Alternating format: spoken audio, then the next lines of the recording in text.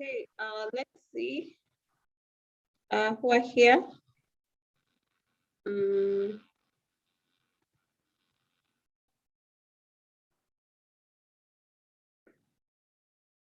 7 of us. Let's give them a few more minutes.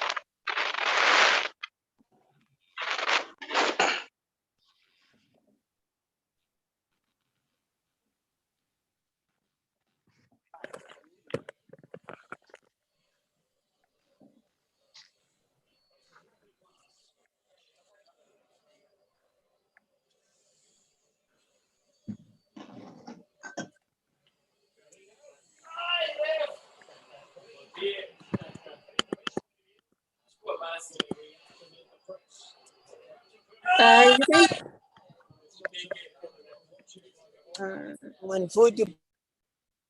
Few people. Okay. Elaine, where is your team?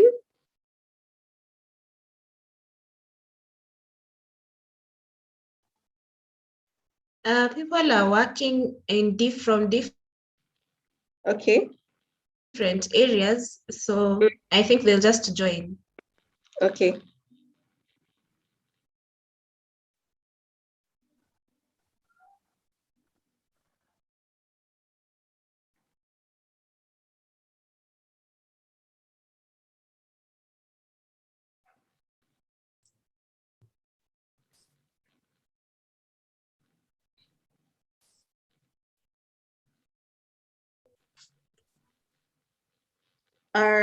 We are 9 of us, so we're almost half of the team.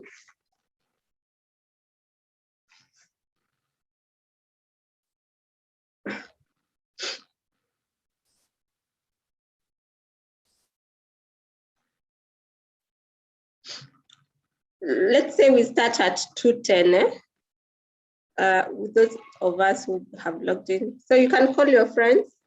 If you see they've not logged back in,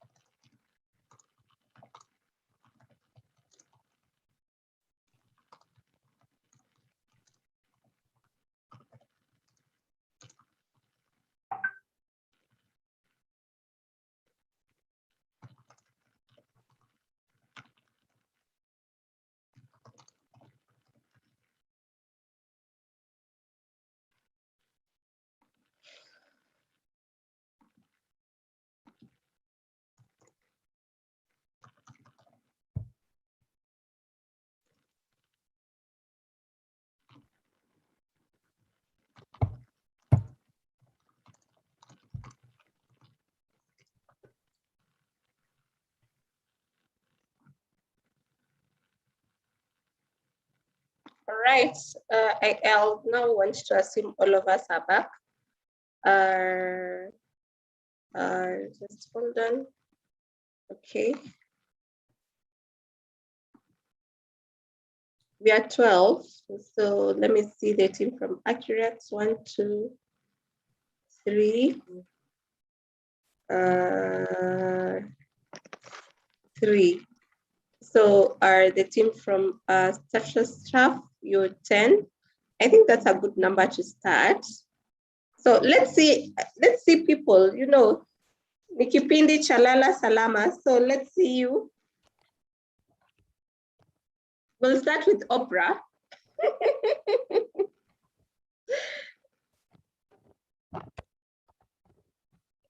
Let's see you as we come to a close now.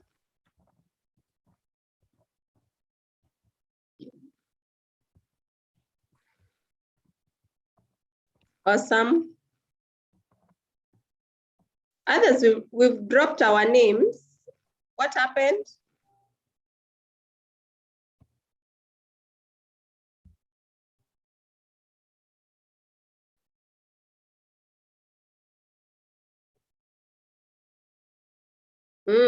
Elaine, haujakula?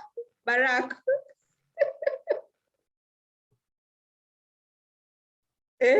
Ama the time was too short.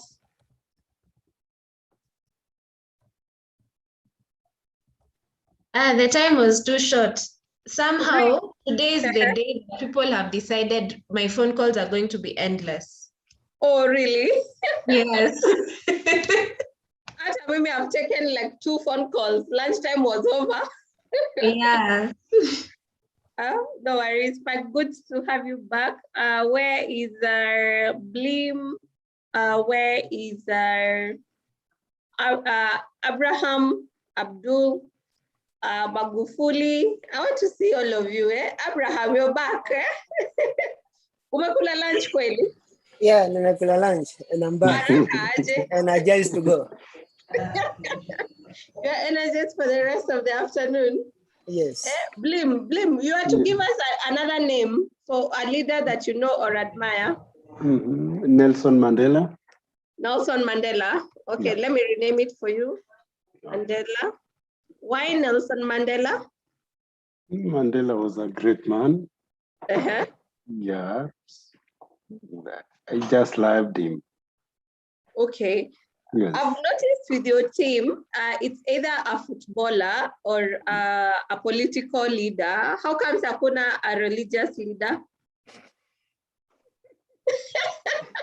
Am I team, you're not religious? We are. Yeah. It's only that they don't give like great examples. They do. Some do. Okay, give me an example of a religious leader that you admire. Reinhard Bonke. Oh, Bonke, yeah? Yes. I think he's a very great like religious leader. Abraham, who is your religious leader? Someone Mwana Wanzeki. Remember that name? The Catholic, he was an archbishop, right? Yes. But now he's retired. He's retired. He used to be a great leader. Yeah, I think so. Like he used to come and to give us what are they called, masses when I was in high school, because I went in a Catholic high school, so you can imagine he used to come so often, and I really liked him. Gabriel, are you back? Back. Uko wapi? Sikuoni. Papa, I'm here. You're in the background. Niko hapa, I'm here, back. Oh, awesome. Na sasa tumefunga scarf. When it's getting colder. Huku kuna baridi. Haujakula lunch? The lunch was too short. I think a lunch break was a scam.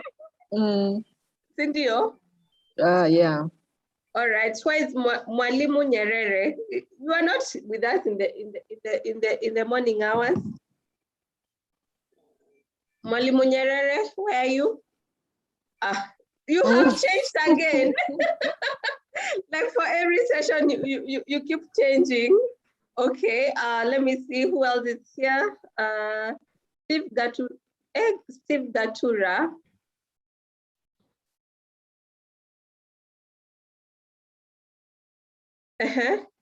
Rosemary, I think we now need to start. We've given them more than enough time to join us.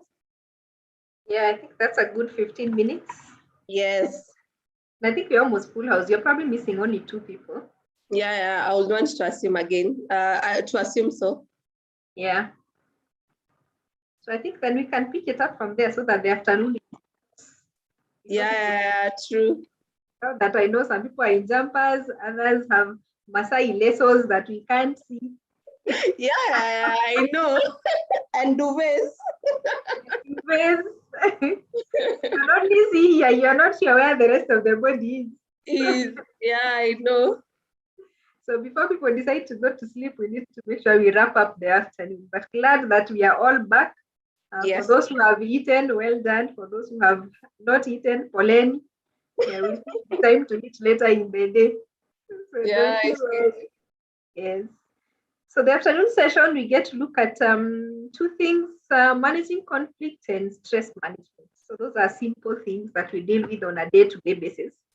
So they shouldn't take us so much time to go through. But just so that we are on the same page, the first thing I would want to do is that what kind of conflict do we deal with commonly at our workplace? What are the things that we deal with on a day-to-day basis that we consider as conflicts or as disagreements that need to be resolved? Any examples that we can get so that we know what we are solving or what we are addressing? What are some of these conflicts that we deal with on a day-to-day basis? And what do we even do about them after they happen?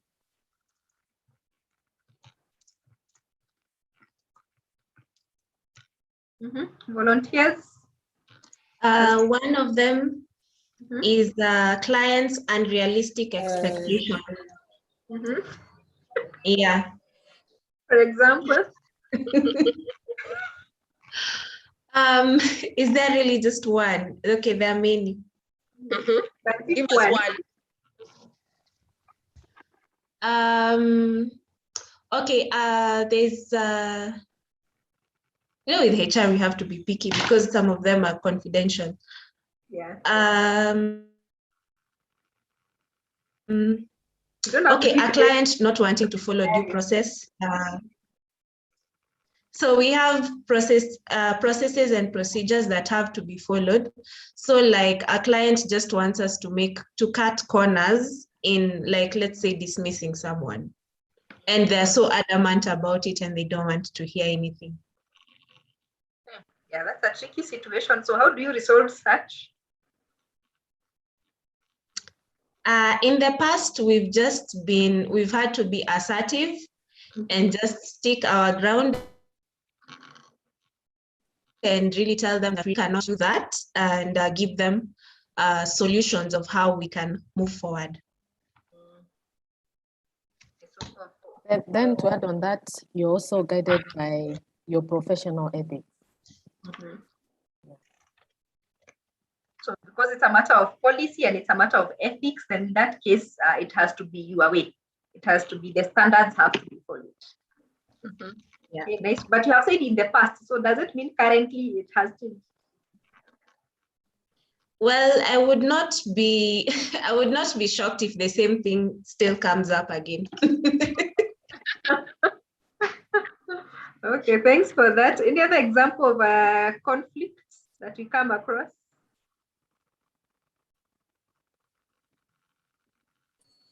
Any other conflicts that, yes, Abraham? I think the main one that I normally encounter in the field is the habit of people not changing. They are used to a certain way of doing things, but now if you introduce a certified method of working, if you come up with an SOP, now it becomes a conflict. So how do you address that? It is just through communication and empowerment, interactive empowerment. Yeah.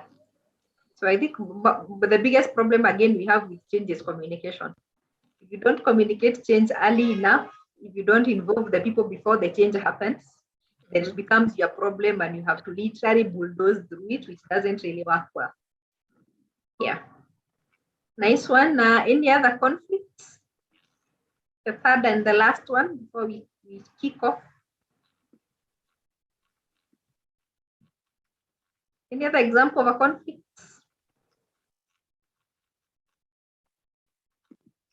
One more from the people we are not seeing so that we know they are there in a live.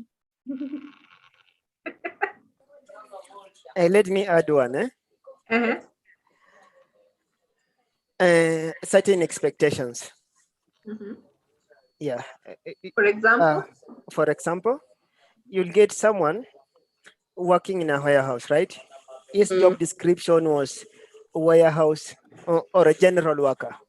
Yeah. But now, because now he has been allocated to work in a warehouse, the issues of now job description change, he wants that to be done. So he's expecting, as long as he has been allocated to work in a warehouse, now that one has to change to be a warehouse assistant, which normally brings in a conflict. Okay. So again, what happens there? Okay, again, it's just a matter of, again, communication. Just explaining. It is not that the actually not the role that is changing, but it's just the job allocation that is changing. Yeah, like the place of work, eh? Yes. Okay. So and I think now we see again how communication breaks a lot of things. Even a lot of conflicts that we get is just a matter of communication. Because if that person had been given that clarity before they were placed there, then it would have been far much easier. It would have dropped the expectation so that they don't make assumptions. So sometimes again we assume things, and then eventually they get us in the wrong places. So the biggest cause sometimes we have that brings us conflict is just a matter of communication. And sometimes expectations, like we talked about, personalities, like we talked about. So all those get to bring in conflict. So in short, conflict is something we expect on day-to-day basis. We can't say we have eliminated conflict 100%. It won't happen. So conflict will always arise because of things sometimes we did not foresee, or sometimes things we missed, we should have done, but didn't do. We should have communicated something we didn't communicate. So our gaps once in a while will get us into conflict. Things we didn't foresee will also get us into conflict. So it could be various reasons that gets us into conflict. So the most important thing is getting to resolve the conflicts once they happen. And that's why the topic is conflict resolution, not whether or not we should have the conflict. Truth be told, conflict will happen. The question is the how we get to deal with that. And we have various ways in which you can be able to deal with conflict, depending again on what kind of a conflict that you're dealing with, and the issue at hand, where you are, it is going to advise what kind of conflict that you're handling. So we have different strategies for handling conflict, or different ways of handling conflict, and they all come down to how assertive are you, like we talked in the morning. Assertiveness is always a big issue. Again, managing conflict is an aspect of communication. So how you handle conflict also speaks to your communication skills. So how you handle conflict is either depending on your level of assertiveness and your level of cooperativeness, or like said, how much you care about yourself and how much you care about the others, or how much you care about the organization and how much you care about the other person who is bringing in the conflict. So sometimes you have people who avoid conflict. What that means is that they don't get to handle the conflict in any way. Something goes wrong and they don't touch it. Again, like the passive people we talked about. Something is going wrong and you're not doing anything about it. Somebody comes in late today, tomorrow, the day after, and you're still quiet. As somebody comes to you and they tell you, I'm not comfortable with my job description, you don't address it, you just tell them it's okay. We'll see what to do. And then you never get to talk about it. It means you're just avoiding that conflict. In some situation, it's good. In some situation, it's not good. So that's the first way in which people handle conflict, doing nothing about it. That means you have a very low assertiveness, and you have also very low concern for the other person. Because if something is wrong, if somebody is bringing up an issue and you're not dealing with it, then there's a problem right there. Then on the lower right, we have competitive conflict way of handling things. These are the tough battlers who have to always have things going their way. They have very high levels of assertiveness, almost getting to aggression, but they don't care about the other person. So what they mean is that they don't even need to listen to your side of the story. So it doesn't matter what you say, what I decided still counts. Doesn't matter how much you don't like your JD, what I gave you, that is it. You're not negotiating. So they never get to listen to the other person. So for them, it's my end. What I decided is final and we are done. So that's the competitive side of things done by the tough battlers. Then to the top left, I have the accommodating kind of strategy. We call them the friendly helpers. These are the people who have very high concern for other people, but very low concern for themselves, meaning they are not assertive. They're always letting the other person have their way. Again, the passive kind of a person who, whatever you come, you say, I want my job description changed, you change it. I don't like the work that I am doing right now, then it's okay, let's give you what you want. We want this person fired, it's okay, see, you have said you're just going to fire this person. So the person who accommodates too much, always trying to help the person who comes with the complaint and making sure that they are happy with whatever decision that they make. So that's the friendly helper, always trying to help out the other people. Then on the extreme end, to my top right, that's the collaboration person, the person, we call them the problem solvers. What do they do is that they try to achieve a balance or totally caring for the other person and making sure they're also assertive. It is not an easy thing to achieve, but we always say if you're able to achieve it, the better, especially in a conflict situation. If you're able to, if somebody comes complaining, say about their job description, and there's something you can do about it, you could actually do something about it without necessarily, again, compromising too much. So what you're looking is to make sure that everybody gets what they want. This is what you want, fine, but this is also what I want. Let's see if we can find a middle ground. Then on that case, it becomes far much easier to deal. It is the best way, but it is not easy. Because like you said, if you look at the situations we have talked about, it's very hard to give that person what they want. You can't just give them a new JD just like that. You can't help them just fire a person just like that. So sometimes it's not easy. But if you're able to do it, then that's the way you totally solve a problem. But many a times we normally find ourselves in the middle, at the compromising stage, where you try to maneuver and see, can we meet in the middle? Can we find somewhere in the middle where you can meet? This is how you want things done. This is how I want things done. Can we find a way to meet somewhere? Then in that case, you can compromise. So this works where you don't want people to be left with any bad feelings. And there is also a way out in which I can bend, you can bend, and then we get to meet somewhere. You want me to come in at 7, I want to be coming in at 9, but we can agree, can we come in at 8? So that you give up something, I also give up something. Then let's meet at 8. You want 7, I want 9, but let's do it. So we somehow kind of meet in the middle. So if you're able to find situations where you're able to meet people in the middle, then that's far much better. And it also helps. It might not give you 100% of what you want, but it can give you something that you get to deal with. So you want to always ask yourself, do you tend to fall on one side too much when you're solving conflicts? Or are you able to juggle the different strategies? Because you realize each strategy can be used depending on the situation that you're dealing with. So you always want to check, are you the tough battler who it doesn't matter, things have to always get done by me? Or are you the person who is always avoiding that as much as possible, I don't want conflict? So something is reported, I dodge until it disappears, and then we forget about it. Or are you the accommodating person who is always giving in to other people and letting them have their way? It can be good sometimes, but it is not good all the time. So it's always good to ask yourself, where do you fall most of the time? Or are you able to see where or what you need to use in different situations? But at the end, we need to be able to use all of them at any one time, depending on the situation that you're dealing with. So you always want to check and see if there's one that you use more than the other, or one that you rely too much on that can actually cost you in one way or the other.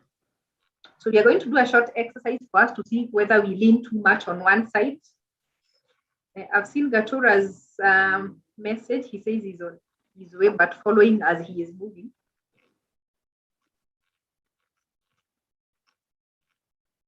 or he says he's on transit to JKIA, but he's following closely. That's Steve Gatura. Thank you for that. Yeah. So I can see people writing. That's why I was hanging onto that screen before I move on to the short exercise.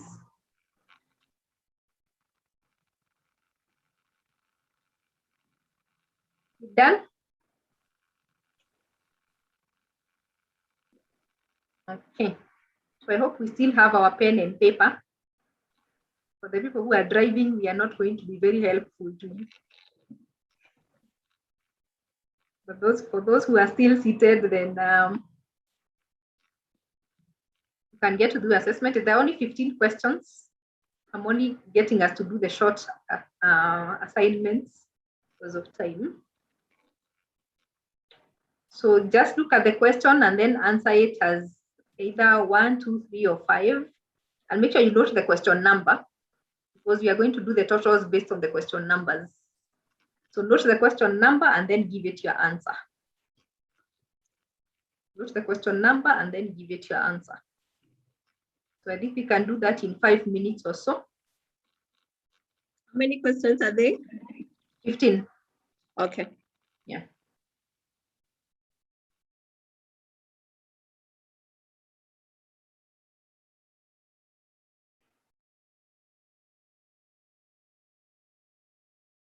It's also a way of making sure we don't sleep now that we are still digesting food.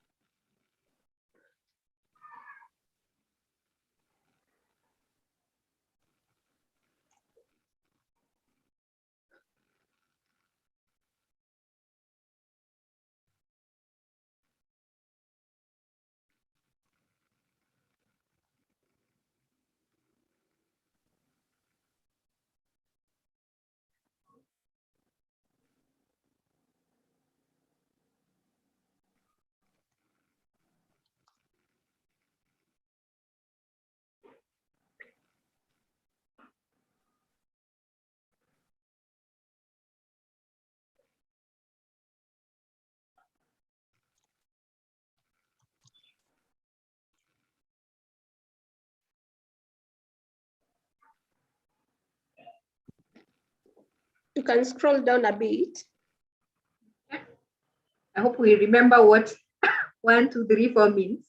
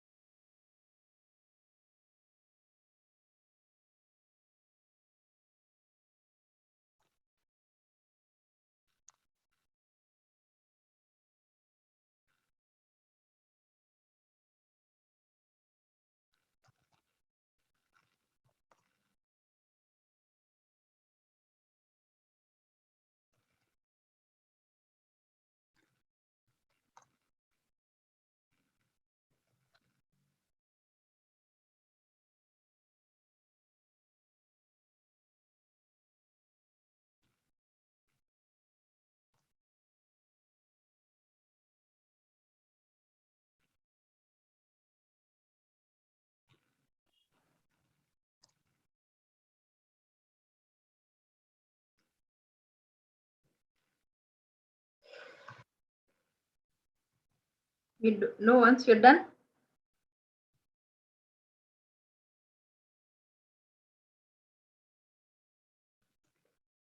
Done.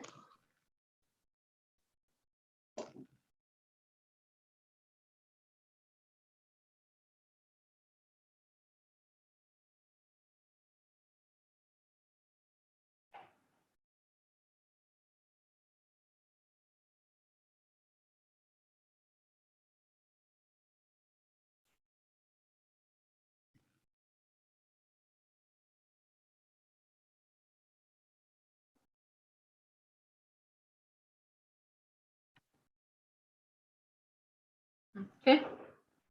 So I'm using you and Eileen as the benchmark. So I'm assuming everybody else has finished because I can't see them.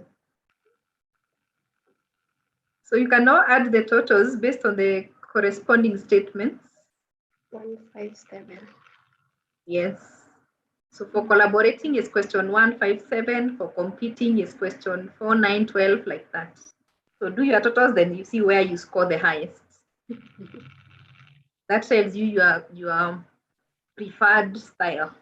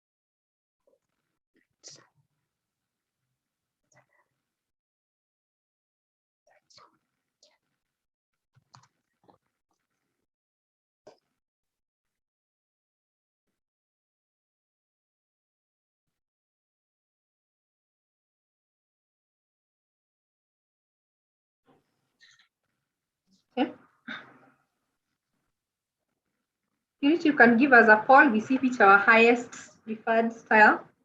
And Okay. based on the work that we do, we'll see whether we think it's appropriate or not. All right.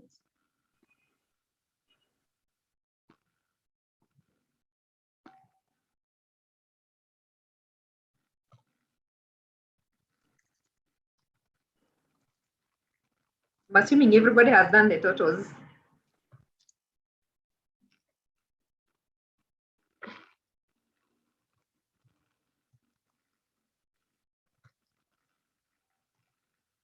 Rosemary, I'll assume for the poll, we're only picking the one that is the highest for us, right? Yeah. Okay. Because then it would be too complicated.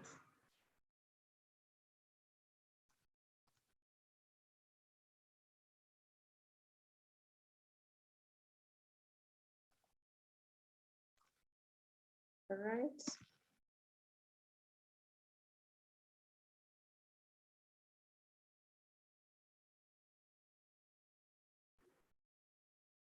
There you go. Yeah, pick your highest. Your highest score.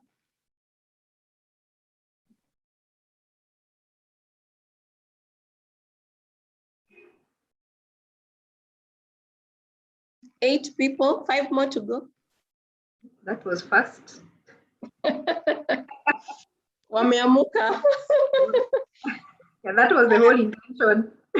Yes, 3 more to go. Out of 10, 3 have answered.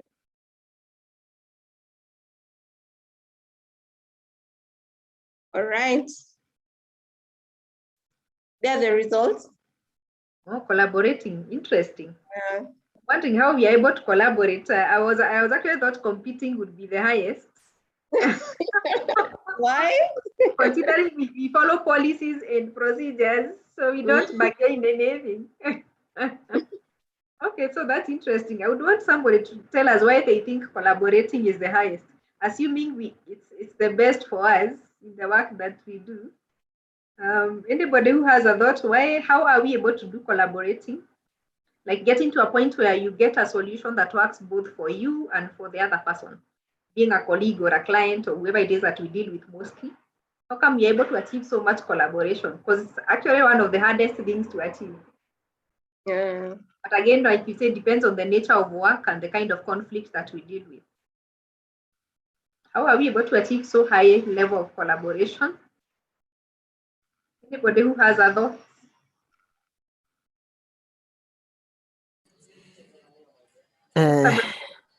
Okay.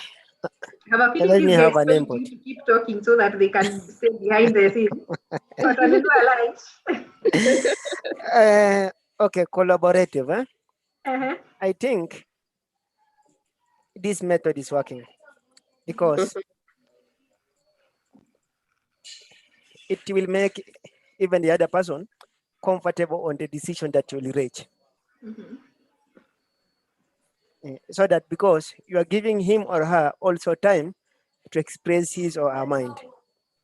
So you now have to at least be logical using facts.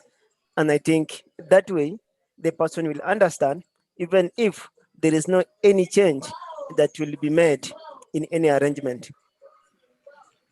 So sometimes it's not like actually you make any changes, that the way you communicate, the person feels like they are still satisfied. Yes. Okay, that actually makes sense. Because sometimes you don't need to make a change, but there's a way you explain to the person, they get what they want, the satisfaction in terms of the answers they get, and you also get what you want in terms of the person is happy and you have also not broken any rules. That actually explains it. I think maybe from a HR perspective, you're also looking at a position where everybody is happy with whatever decision is made. And that also means you have to always bring everybody on board. So I think that's a good place to be. Interesting that we don't have avoidance, which again I think is a good thing, that we have zero avoiding and almost zero compromising. I find very interesting. Most of the places you will get a lot of compromising.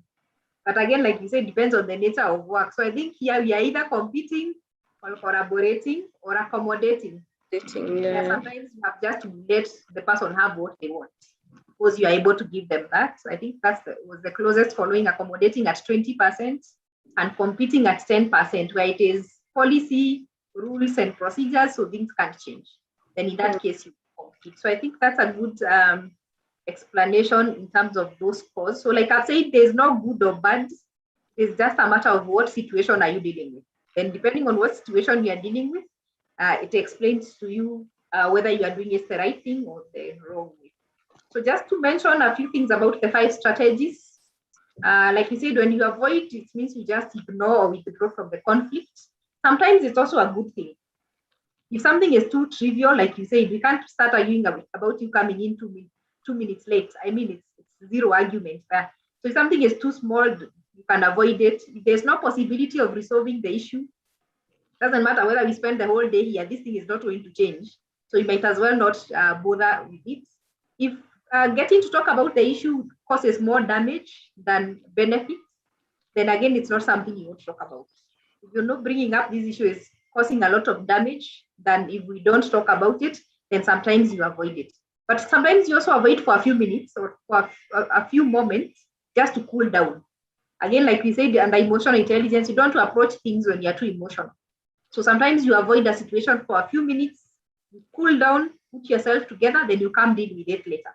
So you're not avoiding it totally, you're only avoiding it for a few minutes or for moments until you put yourself together, then you can deal with it. So then in that case, you can actually avoid. But like you said, it is not a good thing all the time. If you keep avoiding things, they're going to build up. So you want to make sure you don't avoid the things that should actually be dealt with. So I'm actually glad that we don't have avoiding, because like we said, in HR, every issue is an issue and it has to be dealt with. So you don't be avoiding things. When it comes to competing, like you said, when you decide it's my way or the highway, so you can do this sometimes, especially when you want things to be done very quickly and you need a decision to be made that is very vital. So you don't have time for arguments and back and forth and discussions. You don't have time to do all that stuff. So you want to be in a position where decision is made and we need to move. So in that case, you decide, you're not going to have an opposition here. What I decide is my way or the highway, we move. But sometimes, because the needs of the other party don't really matter. If this is strategy and the company already decided this is the strategy, you as the officer, you can't change this strategy. So your other side does not really matter. So we are not going to argue about that. Or if the issue is vital to the long-term success of the organization.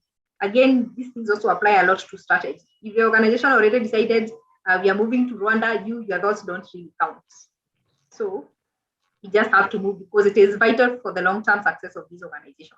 So like I said, when things are policy, when things are ethics, when things are guidelines, then you compete. You don't get to argue about it. It is the way things are the way things are set, we have to follow procedure. Then accommodating, like you said, where you give in to the wishes or demands of the other person, you purely cooperate with the person and let them have things their way. So you can do that sometimes when you figure out that you have been wrong about an argument. Sometimes you have been supporting something, then later you realize, wow, my argument is even wrong. This other person knows what they're talking about. So when it gets there, you surrender very fast and let the other person have their way. Or sometimes because the issue involved is more important to the other party.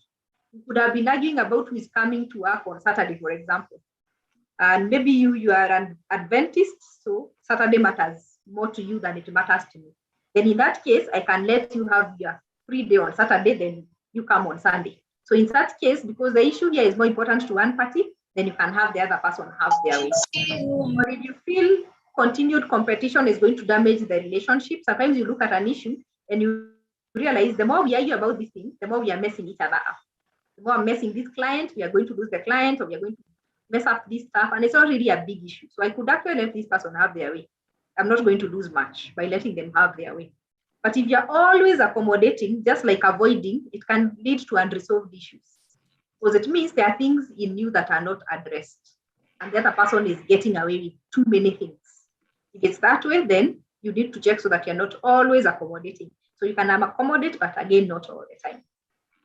Compromising, where we say is where you meet in the middle. The participants are partially assertive and cooperative. You're trying to meet in the middle. So everybody gives up something little and gets something little. So it looks a bit fair because eventually people are a bit happy with the outcome. So you can use it when the outcome is not worth the time and the energy required to collaborate. Sometimes you realize for you to collaborate, it's going to take too much time and too much energy. Then you realize let's just compromise. And then you can just get these things done. Sometimes you need to also move very fast. It is easier to compromise than to collaborate, especially if you don't have the time. So we can just agree, you do this, let me do this, then we move. But sometimes because collaboration might not work out and the conflict cannot be solved in any other way. There are times when collaboration refuses to work. That is how we ended up with the Musumkate, because we could not have had two presidents or two, I don't know who's. So we decided because collaboration in this case can't work, nobody can get 100% of what they want. You get Musumkate, me, I get Musumkate. So in that case, we compromise because there's no other way out. Everybody can only get a piece of it. And in that case, it is okay to compromise. Then collaborating, where we said it's the highest form of problem solving, where you're both assertive and both cooperative. You allow every person to make a contribution, like Abraham have said. You hear the other person, they hear your side of the story, then you try to create a shared solution that everybody can support. So I think this is what you guys get to do a lot now, looking at it from Abraham's perspective, where you get to listen to each other, you try to create a shared solution and a solution that gets everybody's support. That we are both happy with what we have come up with. That's a good level of solving conflict at collaboration level. So it's also important when concerns are too important to compromise. Sometimes things are too important to compromise. You realize I can't give you half, you can't give me half, so we have to agree fully to the end. Where no party has a good solution, so you can only merge your insights. You have an issue, I have an issue, but we don't seem to have a 100% solution, either of us. So we both can bring things together and then create one solution from it, where complete resolutions are needed, and you don't want people to be left with bad feelings. There are situations that are brought on the table, and you want to make sure everybody goes home happy. Because if they are not, either you're going to lose a client, you're going to mess up a relationship, you're going to end up with complaints, you're going to get up with rioting people. So because you don't want anybody to be left with any bad feelings, you decide we are going to solve this issue. Doesn't matter how long you're going to talk, we can talk here the whole day until we have a solution that everybody supports and is 100% happy. Then in that case, we get to collaborate. And that is how you get to look at the different areas of avoiding or solving conflict. But the most important thing we say in conflict, and I think we've mentioned this quite a bit again from morning, is to remember that good relationship is a priority. Whether you are dealing with a colleague or a junior staff or a client, you still need this person tomorrow. So relationship is key. You need to make sure you maintain that, irrespective of how you resolve it, whether you compete or avoid or whatever you do, make sure you maintain that relationship. Try to separate people from the problems. Sometimes we label people a lot. You knew the clients, just like arguing. This, that stuff, we just have issues. We have a way of labeling people with their problems. And sometimes we miss out on important things. So it's always important to just separate the person from the problem and deal with the issue without labeling the person. That way you can be more objective. Listening, of course, becomes a big thing. That's especially if you're trying to collaborate or even compromise. You have to really try as much as possible to hear the other side of the story. Listen to all points of view. Listen first, talk second. Like we said, listening is a big skill in communication. It's a big skill in emotional intelligence. So listen first before you get to say anything. And don't listen to respond. Listen to understand. Set out the facts. What are the facts of the issue? What exactly are the issues that you're dealing with here? When somebody is complaining about their job description, for example, what are the facts? The fact is that we missed out to give this person a heads up about their role. We gave this person a job description that gave them a certain expectation, all those facts, so that you're able to lay them down to see where the gaps are. Because it's also going to help you into the future to avoid getting back into the same problem. So set out the facts, but also more importantly, explore the options together. So don't dictate solutions. Again, unless it's a policy where you're saying the policy says, you have to think through with the other person that is bringing the issue on the table. So that even if you are still competing, they understand where you're coming from.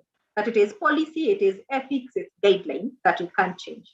So always make sure the other person is part of that discussion. Don't just tell them it was decided or that is the way it is supposed to be. Explore with them, hear their side of the story, let them hear your side of the story, see what you're able to co-create until you come up with something that is the most appropriate for that situation to be able to avoid getting into similar trouble into the future. I think that's a matter I wanted to talk around conflict resolution. Like I said, you can't avoid conflict. So we have to learn how to deal with it on a day-to-day basis.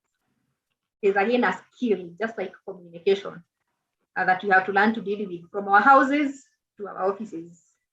Conflict is a day-to-day thing. Comments or questions around conflict before we get to stress?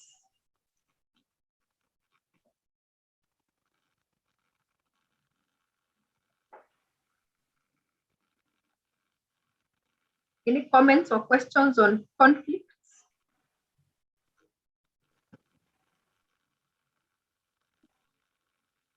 Well, I assume we are happy. We don't have any conflict. Oh, yeah. No, you already saw we have a bit. So I'm assuming we are happy with how far we are doing. It takes me to my next question. So when it comes again to stress, now that we are done with conflict, what is stressing us up currently? Not necessarily to do with the work, but it could also be anything else outside work. Working from home. Yes. Oh, working from home is a stressor. You don't know the boundaries. You don't know when to stop. Actually, that reminds me, a photo I saw yesterday on LinkedIn of a guy seated, I think he's seated on the floor or something with a laptop there. Then there's a bowl full of, I think it's cut tomatoes, cucumbers, and tomatoes. And he's a guy, so he's saying, first of all, it's not supposed to be multitasking, but working from home has led him to multitasking. So he's he's cutting onions and cooking and working. Yes, and working at the same time. So he was telling the employer he's ready to go back to the office for the 8 hours because he's tired of working for 16 hours. I can imagine. That is so me. I always work from the kitchen. Okay, so working from home is a stressor already. Yeah. Okay. When we started off, we thought it was fun, but I think it is stopping being fun. No longer fun. Yeah. Actually, I told somebody last week I'm getting online fatigue. Because Oh of yeah, working. like doing everything online. Yeah, true. That is possible. That is So very. last week I actually felt online fatigue, where you've been online too much until you feel like you need something else. I can't do this anymore. Yeah, true. All right, let's hear from the team. Tumewapatia zetu, sasa watupatie zao. Barak. Curfew is a stressor. How is curfew a stressor? There was a time, there was a time I had gone for work outside Nairobi. I had gone to Kajiado. I didn't know that the road was, when you get to Kajiado town, you have like deep inside, like 20 kilometers inside. Mind you, I have a very small car, so I had to go really slowly. It took me like an hour and a half to go in up to the place I was going. And by the time we were done with what we were supposed to do there, it was already 6:30 and I have to come back to Nairobi. Plus I was Kitisuru. Yes. So it was a stressing factor because now you're like, I have to be home before 10. I might find cops on the road and I don't have a pass that tells I can use to tell them I'm from work. And also I had a colleague of mine who needed to take a cab home. And by the time we were getting to Langata Road, which was the nearest place where she could order a cab from, it was 9:45. So literally 2 cab guys refused to carry her. They were saying kama hana pass si baby kwa sababu tukifika ataaje. Yeah, so it was a stressing factor to get a cab to drop her home, because if she didn't get a cab, it would have meant I have to drop her, and then how am I going to get from Thika Road to Kisuru? Okay. So coffee is a stressing factor. That's just an example of where maybe a work function, but there are also some social functions. Coffee is just a stressing factor. All right. I also suffered that one day in town. I think I got to town around 9:45. My friend has to go another direction. I have to go another direction. I'm trying to get a cab. No one is coming. Those Uber things, they literally refuse. I was actually just lucky. One was just passing by, and then it was like, as long as you pay what I asked. So you don't even look at the app right now. Like, so I will drop there. Then I know another back route that I can use to go wherever I am going. But of course, now at that point, you get to pay double the price. But does it really matter? You just have to find your way home at that hour. Yeah, true. That must be a stress. Joe Biden. Really bad. I think traffic can be another stressor. In Nairobi, yeah. Especially right now. Yes. Mombasa Road is chaotic. Terrible. So many times I've been caught up while trying to rush to SGR. You end up using a motorbike because a cab becomes useless. So traffic can also be a stress. Yeah, very true. Right now, nobody wants to find themselves on Mombasa Road and part of Waiyaki Way. Is also messed up. I think last week I was late to a meeting by almost actually a whole half an hour.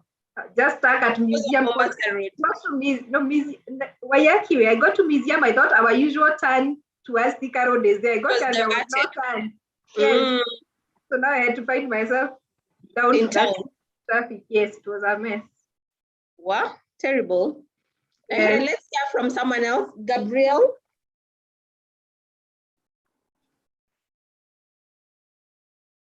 Ama Abraham alienda lunch akiendanga.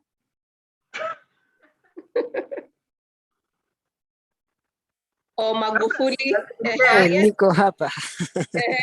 Please. I think most stressor that you find in the field, work related, is the issue of statutory documents. You might end up taking someone in only to realize that now he or she does not have all the statutory documents. NHIF, NSSF, KRA. I know those are a stress. So during time of payment, and now that payrolling thing, So it becomes now a headache. You keep on following on the person is not now responding. It becomes a headache. I agree with you 100%. And in Kenya, there are too many documents to deal with. They should just give us Huduma number. But we use it everywhere. Yes. I know, sometimes you feel like that there's too much paperwork to carry around. Yeah, true. True. Gabriel, you had unmuted before we skipped you.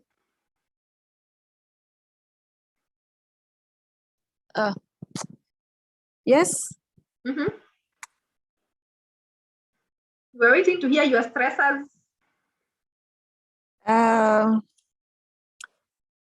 Client expectations.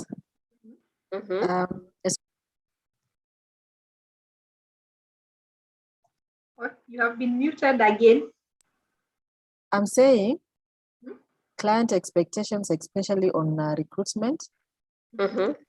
Yeah, and they might ask you to, they give you a short notice. Short notice, like currently I'm supposed to give them 100 people. Yeah, that's why I'm on and off.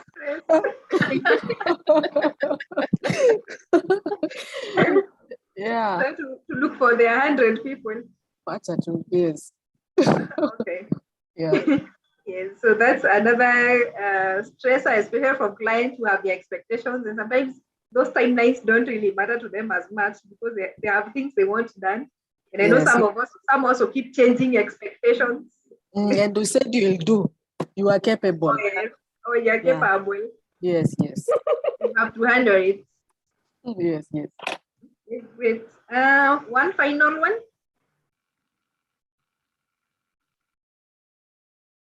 Hasn't said anything lately. Magufuli. I can see L. Johnson. Or okay, let's hear Magufuli first. As the name says, 2 hours in a pub on a Friday. It's a real stressor. So is that a stressor or a stress reliever? A stressor.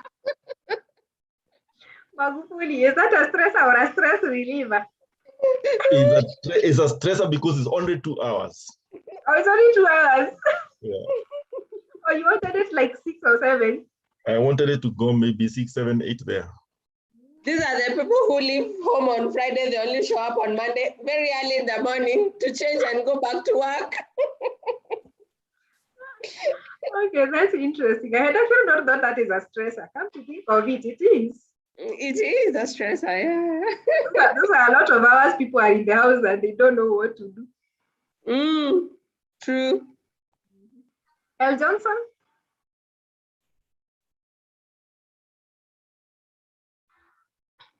Can't hear you yet. Speak a bit louder. Can you hear me? Yes. Okay, we want to talk about increase in financial obligations. Like maybe paying school fees, things like that.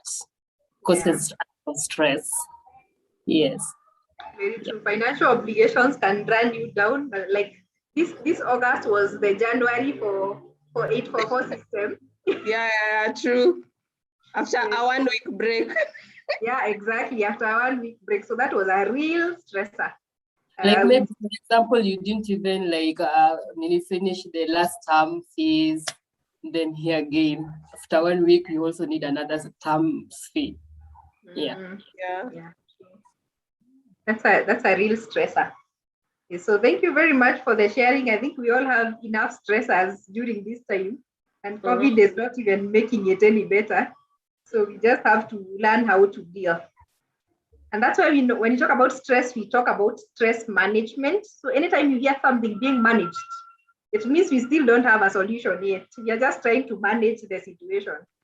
So when you talk about stress management, it means, again, we can't do without stress, or stress will always be a part of our life, but we have to learn how to manage it to healthy levels so that doesn't run us down. But we'll always encounter stress here and there, but how we manage it is what really matters. So we need to always keep it on check.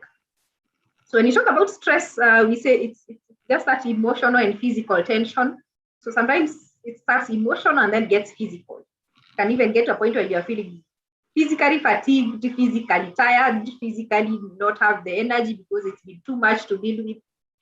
And it comes sometimes from an event or a thought that makes you feel maybe angry, frustrated, or nervous. If you look at all the situations we have talked about, they're either events, you're caught up by curfew, or you have school fees to pay, you don't have enough time to relax, all those things, that makes you very frustrated. Why do I have to be home at 10? How do I even navigate this traffic? All those are things that can make us very, very frustrated. So it's our body's reaction to a challenge or a demand. So sometimes the body is just trying to catch up. So as you try to deal with the situation physically and emotionally and mentally, then that challenge and that demand is what pushes you into stress. But again, we always say not all stress is bad. Some stress is actually good. If you have zero stress in life, you have no motivation to wake up.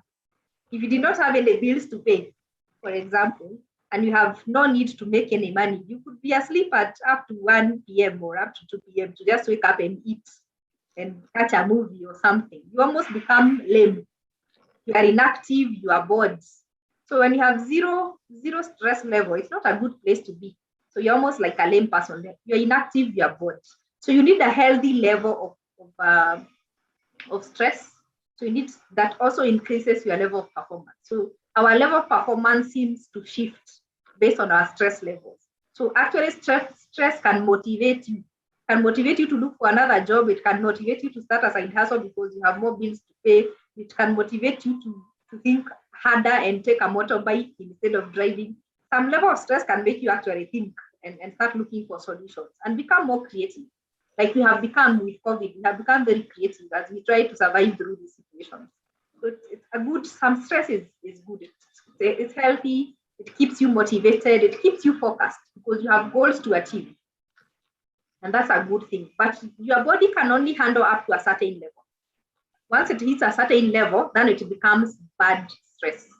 You start feeling fatigued, you start feeling exhausted, you start getting anxious, you are angry, there's stress overload, you can easily get into burnout or into breakdown. Now that's a bad side of stress. So we want to make sure that we are managing stress up to a level where you are keeping healthy, not sick. So we want to make sure we stay on this side of that diagram there, that we're on the good side, the healthy side of stress, not on the sick side of the stress. So once we hit peak performance, we need to know, now at this level, I'm getting to fatigue and I need to do something about it. And that's normally pretty important. So always keep yourself on check to make sure that you're not getting to the sick side of things. But some small stress is a good thing. It keeps you motivated, it keeps you focused, it gets you moving. Otherwise, you'll just be waking up and doing nothing the whole day. So you need something to wake you up, you need something to make you run around, which is a good thing. There are many things that stress us, and sometimes you're stressed even by good things. So not always the negative things that actually stress us. Sometimes there are good things that can make you get stressed. Anything that forces you to adjust can become a stressor.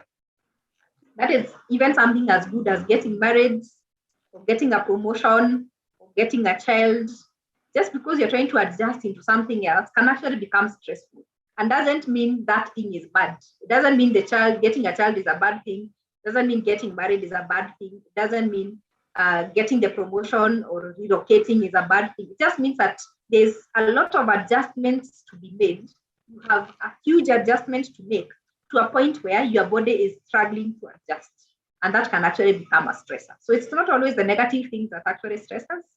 Sometimes also the positive things can get us stressed. But of course, there are common things that easily get us stressed. If you lose a loved one, separation or divorce, losing a job, financial obligations, like somebody has mentioned, and there are too many bills to pay. When you have family members with issues or that you keep arguing with, you have a chronic illness or you're helping somebody who has a chronic illness, starting with COVID. If you're told you have COVID today, it's already a stressor in itself. Relocating, like I've said, you could relocate for a good reason, but you struggle to settle in. Losing a job is a big thing. Any form of trauma, theft, rape, violence, and even work demands, like you're saying, when you have to get too many papers, when the client has expectations, all those work demands and sometimes even politics that come with the work can actually get us stressed.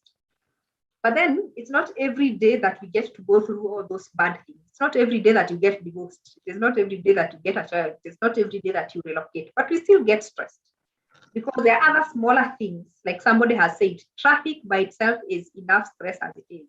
You don't have to get divorced or have a baby or have a big thing that you can now tell, this is why I'm stressed. It's sometimes the small things that get us stressed.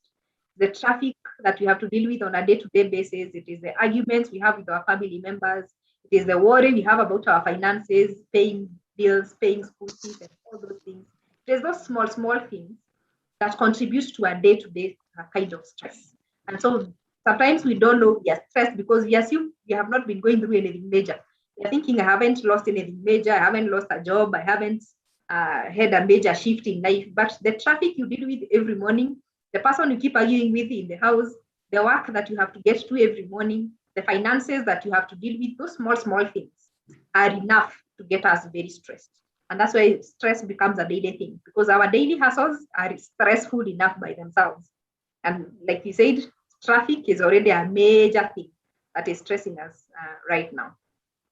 But we also have other things that are internal that causes us even more stress.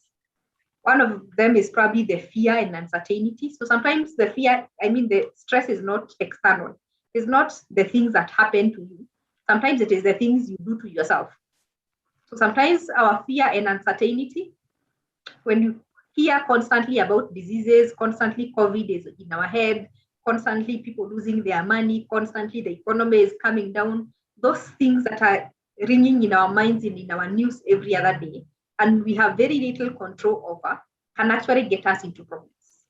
So it is always, again, good to ask ourselves, how are we getting ourselves stressed? Is it something that we are doing to ourselves rather than things that are happening to us?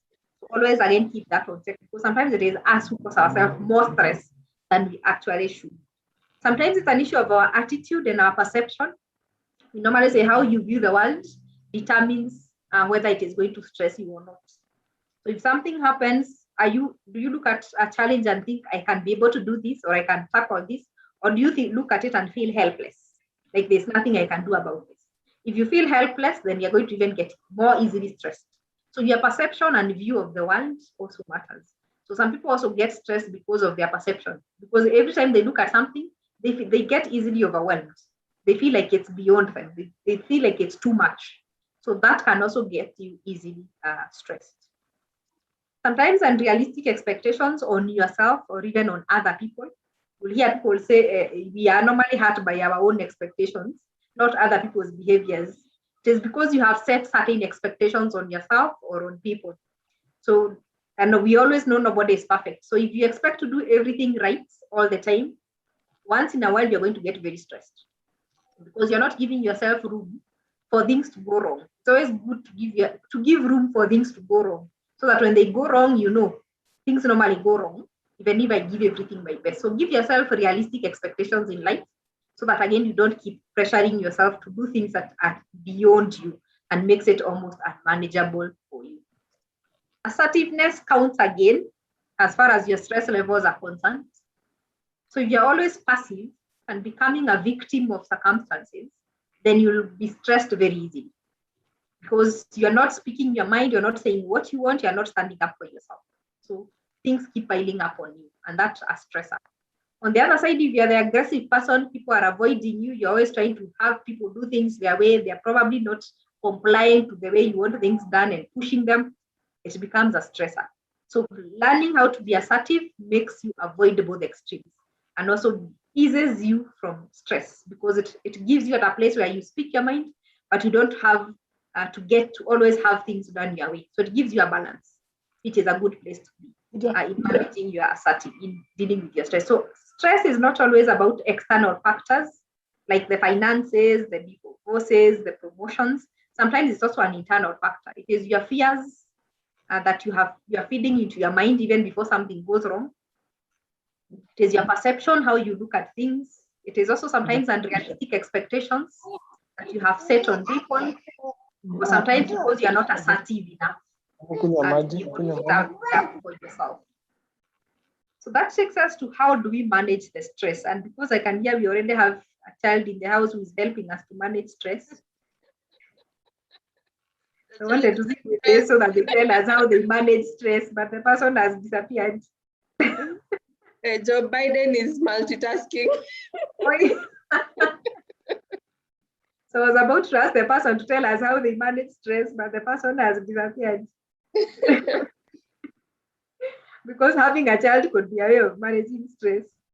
Yeah, true. They keep you or happy. a source of stress as well. It is both sides. Yeah. Depends on what you are dealing with. Yeah, Yeah. true. Yeah. So when it comes to stress management, we said it's taking charge of the things around you and the things within you. So it's about your lifestyle, it's about your thoughts, it's about your emotions, and the way you deal with problems. So it's because problems will always be there. So it's about the how you deal with them. How you decide to deflate those problems is what really matters. And of course, there are many pointers towards it. So I'm just going to highlight a few because I can see some people are already thinking of dropping out and start running home before traffic hits. So the first thing you need to do is identify your stressors, identify what normally stresses you. Like I said, it's very easy to pick the big stressors. It's easy to tell it's because I changed jobs, it's because I got a separation or a divorce, it's because I relocated. Those big things are easy to pick. But we can easily miss on the smaller things. So you always want to check the smaller things that are stressing you. And the hassles, is it the traffic, is it the work, those small things. So that you're able to tell what exactly is stressing you out. So identifying your stressors is the first step for you to manage your stress. The second thing you need to do after identifying your stressor is to take responsibility. I know we always blame something else. We'll blame the schools, we'll blame COVID, we'll blame traffic. But until you take responsibility, then you can't find a solution because you'll always be thinking it's beyond you. So sometimes it's good to always ask yourself, what is my responsibility in this? Is being caught in traffic a factor of what time I woke up? Is it a factor of not negotiating to work from home? Is it what's the factor? What's my contribution in that chaos? So that then in that case, you can actually take responsibility for something. Once you take responsibility for something, then you can own it up and look for a solution. So once you identify your stressor, take responsibility for the stress, then you can be able to ask yourself what to do about it. And practice what we call the 4 A's of stress management. The 4 A's of stress management say that you avoid the situations that you can actually avoid because they cause you unnecessary stress. There are situations that you can alter or change if you're able to change them. There are situations that you can adapt to because you can't change them. So you can only adapt to that situation. And there are situations that you can accept because you can't totally change. There's nothing you can do about it. So you can actually just accept the situation. So whatever stressor you are dealing with, always ask yourself, what is the best A to adapt? What is the best A to use? Do I avoid? Do I alter? Do I adapt? Or do I accept? Once you figure out what to do with it, then it becomes far much easier. Because if you look at every situation, there are some situations or some stresses that you'll be surprised. If you avoided them, life would be far much easier. And how do you avoid? Learn to say no. Know your limits and stick to them. Sometimes you're stressed because you're taking in too much from other people as well. So learning to say no is already a starting point to reducing your number of stressors. Avoiding people who stress you, people who have a lot of negative energy. Maybe you might not avoid them if you stay in the same house, but you can limit the amount of time that you spend around them. So again, when you have people with too much negative energy, it becomes too much negativity and too much draining in your life. So avoid people who stress you up. Take control of your environment. If there's something you can actually avoid, you don't have to watch bad news every day about people dying every day, about economy, I don't know doing what. There are things you can actually avoid. You can avoid traffic by taking another route or taking a motorbike, whatever it is that you can do. Don't get yourself stuck and have to cry about it. If you don't have to go where you're going, you could shop online or whatever it is that you need to do, you could actually do it online. So take control of the environment. Do whatever you can in your capacity to avoid the stressor if you're able to avoid it. Or alter it, like you said, change the way you communicate or operate in your day-to-day life. Because sometimes it's something you can alter. It's something you can actually change. How do you change it? By being assertive, expressing your feelings. If you don't like something, let the person know. I don't like the fact that you come to me the last minute about this issue. So let's deal with it. So being assertive can help you sort out a number of things and a number of stressors. Compromising, sometimes having too high expectations and expecting everything to go 100% might not work. So you can always find a middle ground. When you're dealing with other people, see if they're not doing it 100%, can you meet halfway? So that you do a bit of it, I do a bit of it, we meet halfway. And also trying to create a balanced schedule. Like we said, it's not always about work. Unfortunately, people are only having 2 hours at the bar.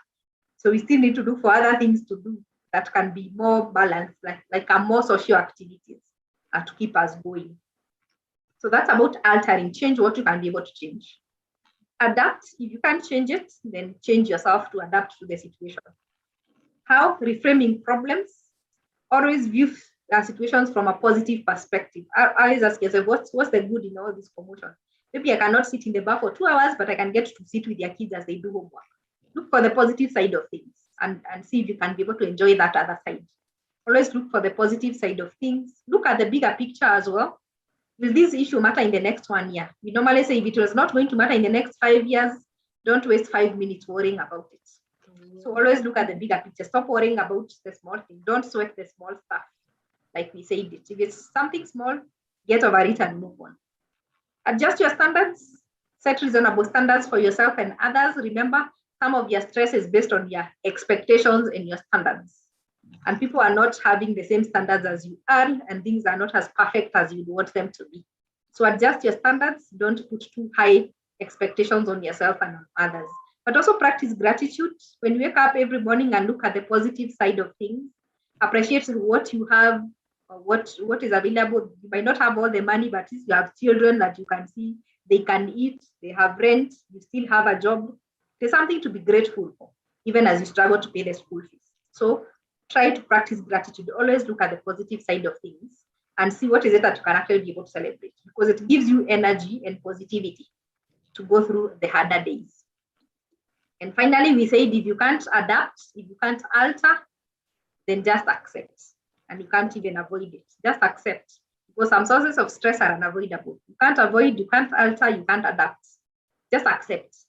Accept that you don't have control over some things, that some things are beyond your control. COVID is beyond our control. That construction on Mombasa Road is beyond our control.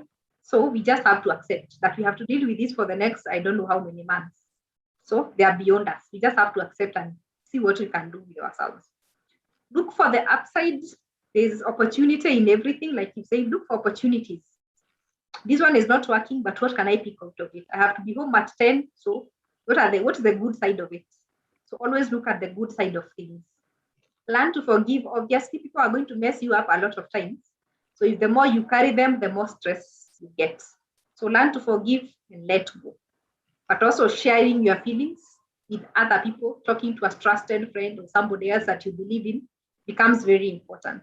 Just accept the situation so that you try to just navigate and live with it in the best way possible. Those are the 4 A's. So we said first you need to identify what is stressing you up, take responsibility for whatever it is that is stressing you up, practice the 4 A's, and then add a few other things like managing your time.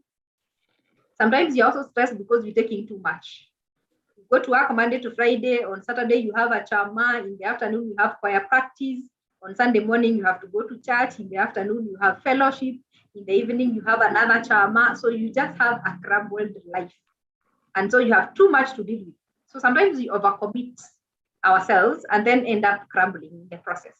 So what we probably need to do better is to manage our time. Prioritize tasks, define what needs to get done, break it down, get it done, and let go what you don't have to get done, or delegate what you can delegate, so that you don't have to always have to be the one who carries everything.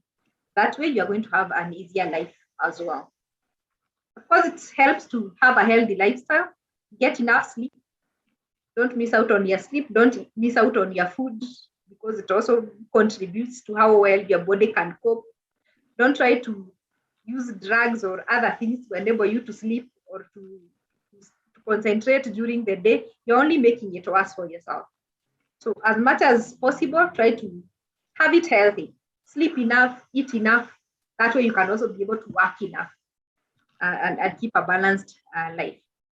But you also say you need to learn what to choose, to choose what to focus on. Because sometimes it is our focus that messes us up. So if you look at those two circles, we normally say that in every situation you have two circles to look at. You have things that you cannot control, but you also have some things that you can control or do something about. For example, right now we don't like the price of gas or the price of diesel and petrol that we are seeing on our petrol stations. There are other people's opinion you can do nothing about. You are still wondering who will be the next president. You have other people who are also messing us up in the process. We have people who are fighting everywhere. I don't know, Afghan has done what. There are so many bad things happening around us, but we have almost zero control over. But there are other things that we can actually control. The things we can actually control are our words, our actions, and our behaviors. So at any one time, you choose what you want to focus on. If you focus on the outer circle, if you focus on the red circle, that there's nothing you can do about, the more stressed you become. So you're worrying about the price of petrol, you're worrying about the roads not being completed, you're worrying about our politics, you're worrying about our economy, but there's nothing you can do about it. So you're only adding yourself unnecessary pressure. So instead of focusing on that outer circle, try to focus on the inner circle. Try to focus on the things that you can actually control. You can control how you go to work. You can control what time you go to work. You can control what work you're going to do. Those are the things that are within your control. So focus on what you can control instead of focusing on what you cannot control. And that way you can actually be able to manage your stress levels. Because you're going to be stressed even on things that are beyond you. It doesn't add value because there's nothing you can do about them anyway. So focus on what is within your influence, focus on what is within your control, and choose to deal with that. And of course, get moving. Keep yourself moving. That is how I move after I have dealt with purity Monday to Friday. So put on some music, put on some dance, take a walk, cycle, take stairs, run, whatever it takes, get your body moving. The more you move, the more you get to generate some more happy hormones, so like we call them. The more endorphins you produce, the happier your body gets. So get yourself out there. For those who prefer gym, for those who run, for those who jog, for those who take a walk, whatever it takes, get moving. There's a lot of good energy that comes with exercise, and it's very helpful. For those who have kids, the better. Play with the kids. They're normally the happiest of human beings. They give you a lot of energy for you to be able to deal with life. So whatever it means, get yourself moving. It is going to be a much easier life. And the body also gets some happy energy to be able to cope with the following week as Monday comes. Connect with other people. Reach out to friends or colleagues. For those who go to the bar too bad, look for another place to meet, a club somewhere, a place somewhere you meet somebody else, help somebody, join a volunteer group where you can help other people, chat other people, whatever it means. Keep in touch, keep connected. There's also positive energy that comes with connecting with other people. So after you are done with a bad week or the evening after a bad day, just reach out to people, have a good chat, have a good time. It helps to talk to other people, just to keep your thoughts going and to keep your energy going. And finally, have a bit of me time. Take time to just do what you enjoy doing. Whatever it is that you enjoy doing, whatever it is that gives you some positive energy. For me, that is what gives me positive energy. Set aside some leisure time. Set aside time when you just get to do something that you enjoy doing, something that brings out some sense of humor. If you're able to connect with nature as you move, the better for you. But at least make sure there is a time you get to do something for you. Something that actually gives you fun, something that you enjoy doing. It gives you a lot of pleasure. It gives you a lot of positive energy to reduce on the negative energy that you have to deal with for the rest of the days. So it's always good to have those moments when you need to have me time. So like you're saying, stress is not something that you're going to finish, but it is something that you can actually be able to manage based on where you are and what works better for you.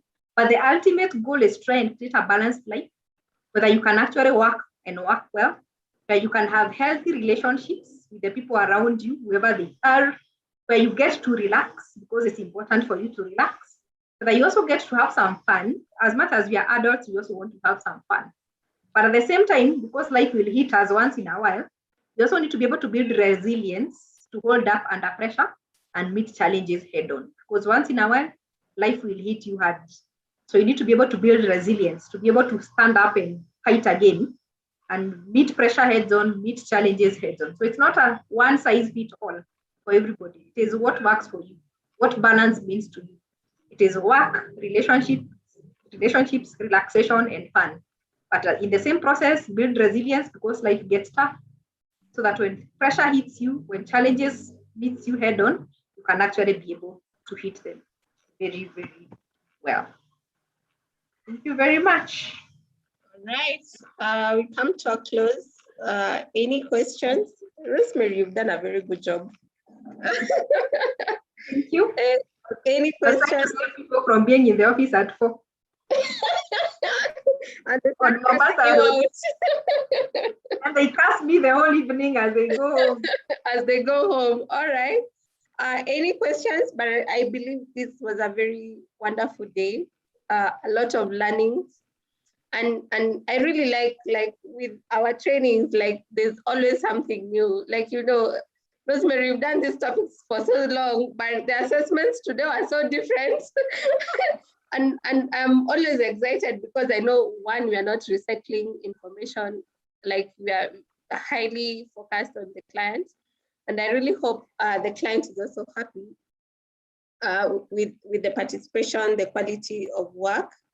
So let's receive a bit of feedback as I share a feedback form as well to help us collect feedback for this session. So this forum is open, so you can say anything if you want. And let us also see you. Tuache, tuonane one final time before tupatane kwa traffic.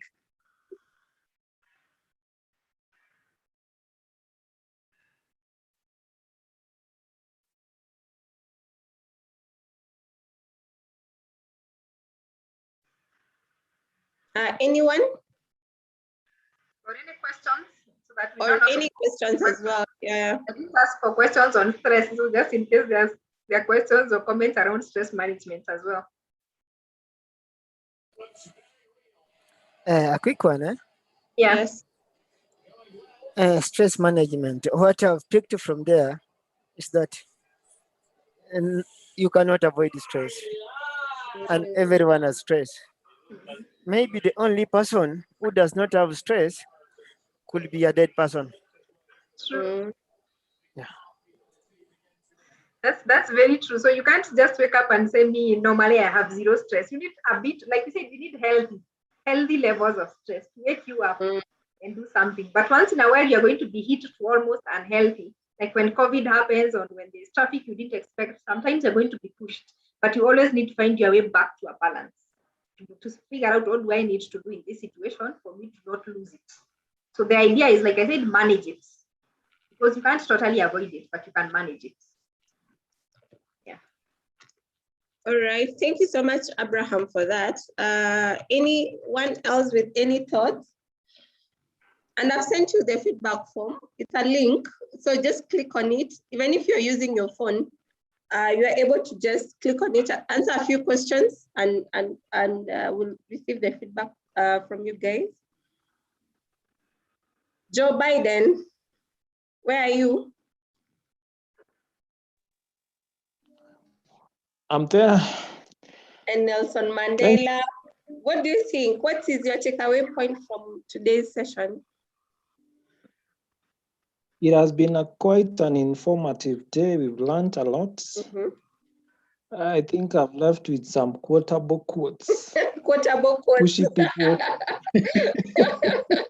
Okay. Pushy people win battles and assertive people win wars. I mean, I've learned quite a lot, and I'm so grateful even for the presentation, the way it was structured. Thank you so much. Awesome. Thank you so much, Joe. Let me see, Cristiano. He has been MIA for the longest. I know, we can't even see him. Cristiano, it's your turn. Here. All right, tell us. Yes, thank you. I have learned a lot. Hello everyone. Yes, I can. We It's can. a great day. It had been a great day for us. We have learned a lot. Thank you to Rosemary. That's what much I can say. Awesome. Thank you so much. Nelson Mandela. Yeah, blim.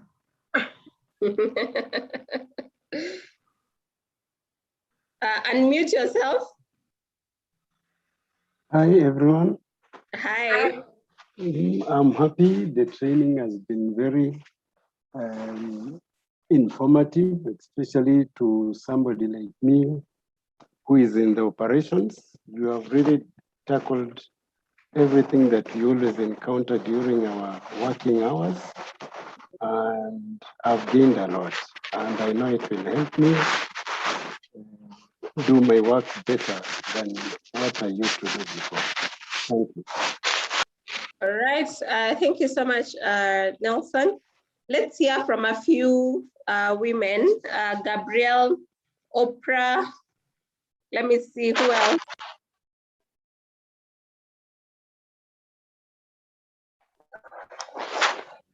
Barak. Ama unataka kufunga?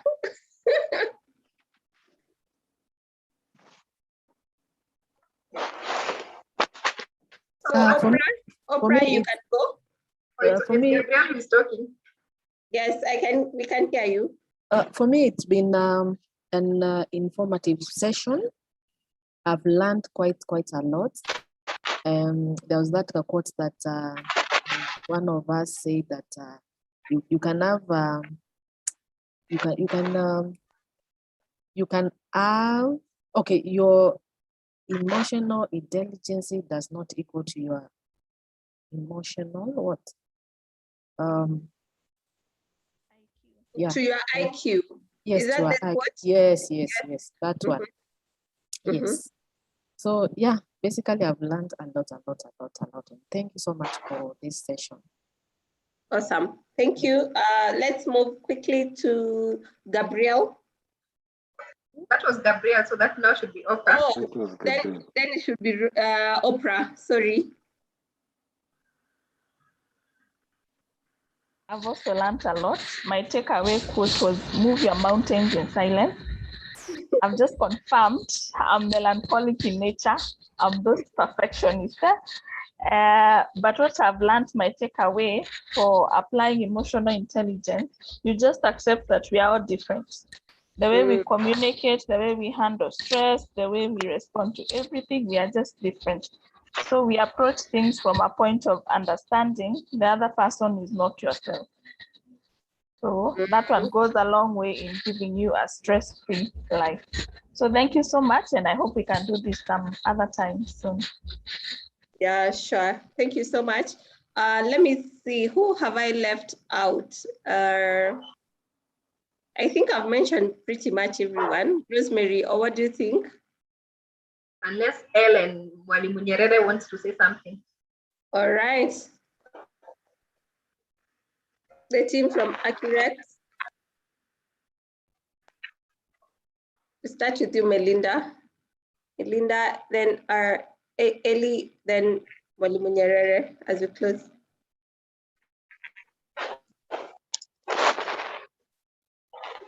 Okay, we had a good time. From Accurate, it was something totally new, even though I've attended several of them. It came out like something, let's say, even the presentation was a bit different from what we usually do, which is a good, it has a plus on our side. So thank you, Rosemary. And the Strato stuff. Strato stuff, yeah. The Strato stuff team, thank you very much for inviting us, and have a good evening. Thank you. Ellie.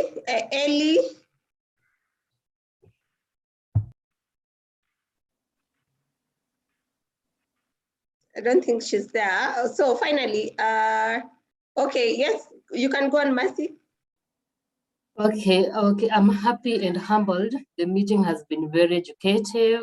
Thank you, Rosemary. Thank you, Miss Purity. I have really learned a lot. Actually, it is my first time, so I don't have much to talk about, but I've really learned. I appreciate and thank you. And thanks to the rest of the team. All right, thank you so much. Mwalimu, where are you?